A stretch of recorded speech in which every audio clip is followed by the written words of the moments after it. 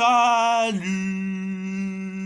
tout le monde, on va en parler sur tous les matchs de l'Europa League.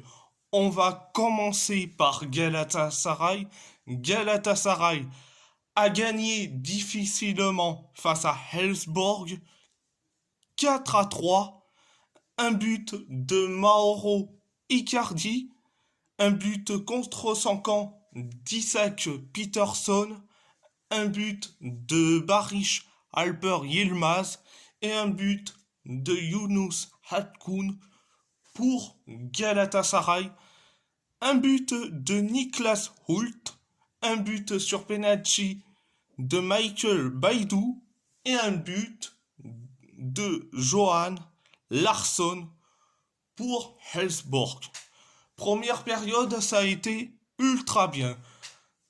On a eu de la possession, on s'est créé des situations comme pas possible jusqu'à que Mauro Icardi a inscrit le but du 1-0. Après le but du 1-0, 11 minutes plus tard, tu as Abdülkerim Bardakçı qui a juste tiré, mais Isaac Peterson a dévié dans son camp, a dévié le ballon contre son camp, et ça fait 2-0 pour Galatasaray. Et après, et le but du 2-0, 5 minutes plus tard, Barış Alper Yilmaz a inscrit le but du 3-0. Donc, c'était la première période. La deuxième période, ça a été catastrophique. Ça a été catastrophique. 7 minutes plus tard, on encaisse un but. C'est le but de Niklas Hult. Le but du 3-1.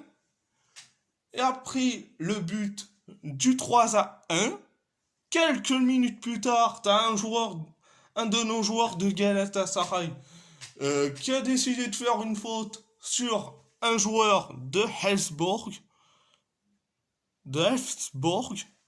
Résultat penalty. Et c'est Michael Baidoo. Donc, le même gars qui a inscrit le but sur penalty face à l'AS Roma, eh bien, c'est le même gars qui a inscrit le but du 3-2. Donc, après, je me suis dit, est-ce que ça va être le cauchemar tout le temps? Malheureusement, on prend l'élan avec de la possession. On s'est créé quelques situations jusqu'à que Yunus Akgün a inscrit le but du 4-2.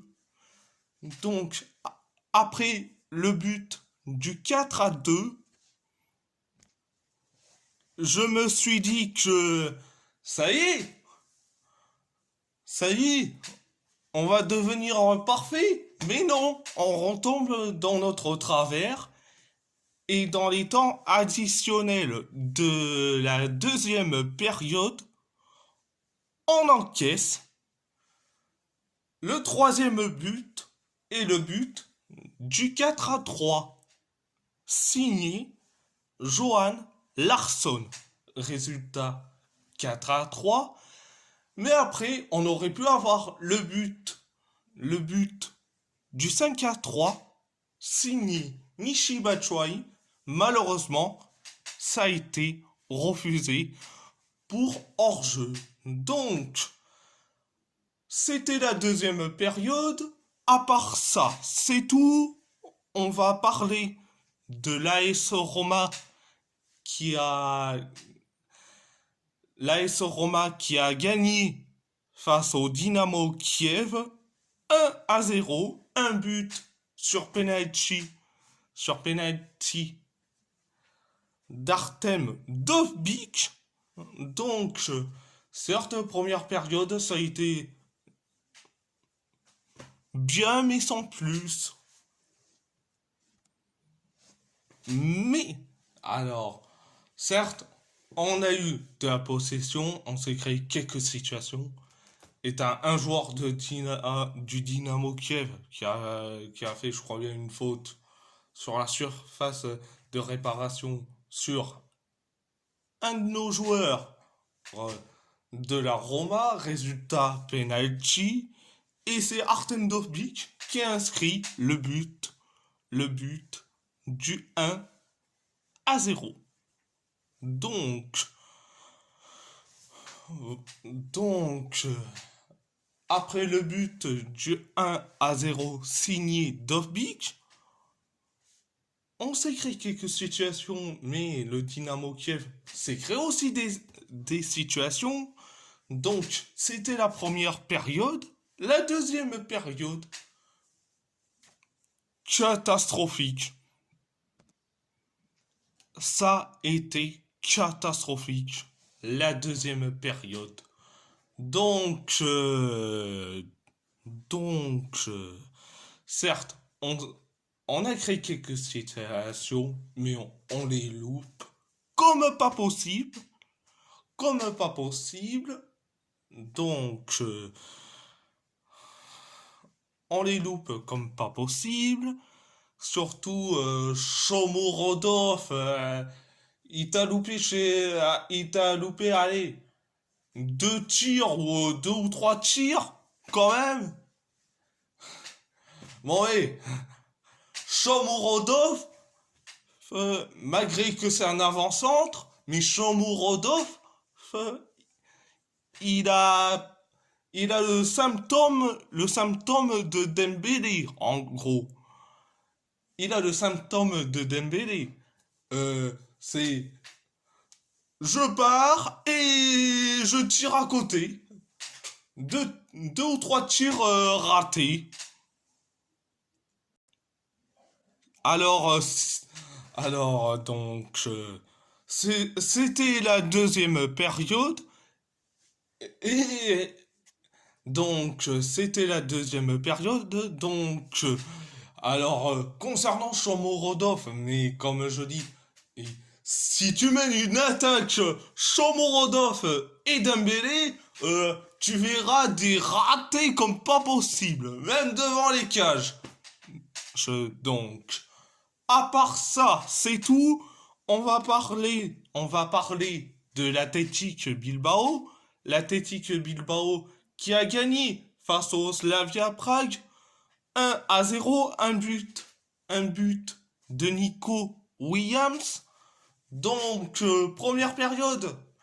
Allez, on a été bien mais sans plus. Certes, on a complètement coulé, mais heureusement que t'as Danny Vivian et que t'as Roulen Aguirre-Zabala en première période. Mais, comme je dis,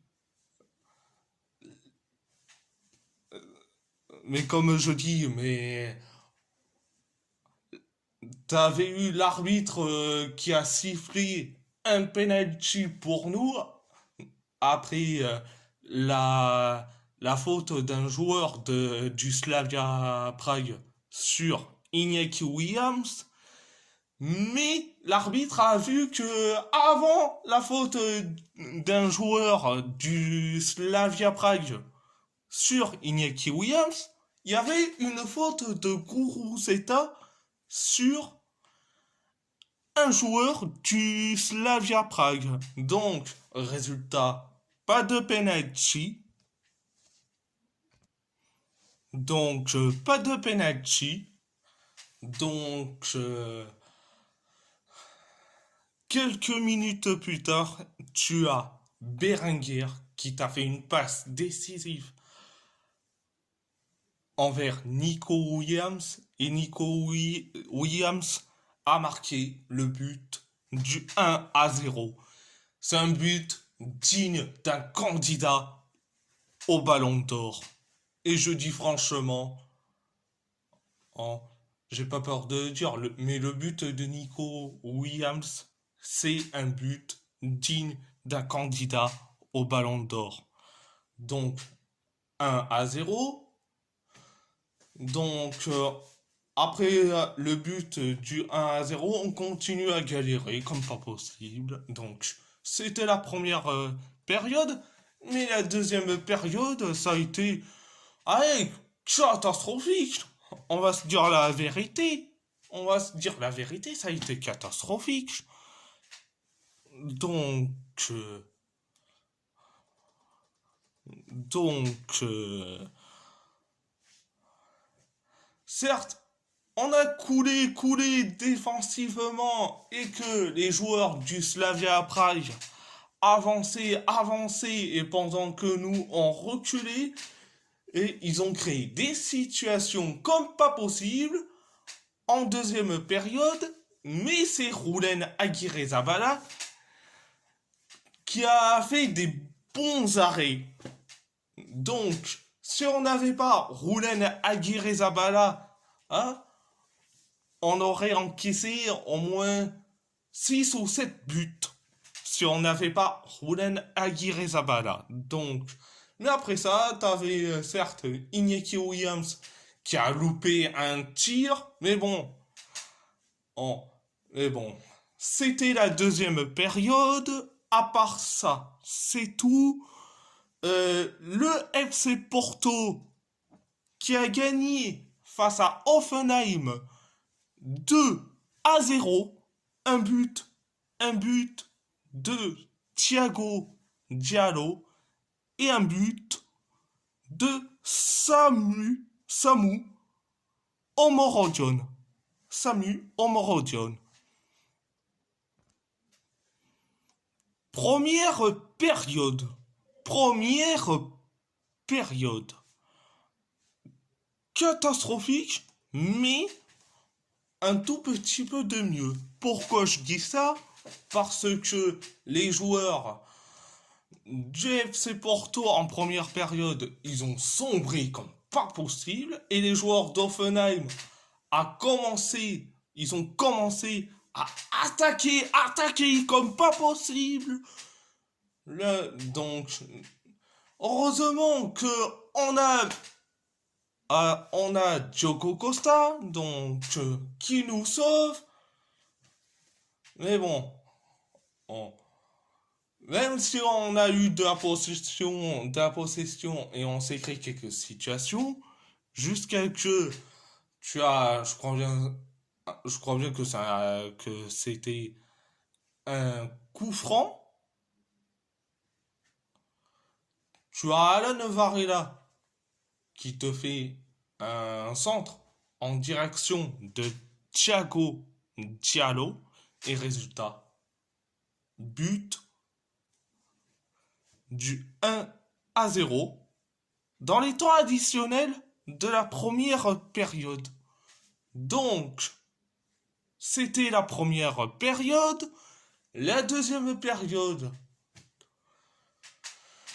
La deuxième période, ça a été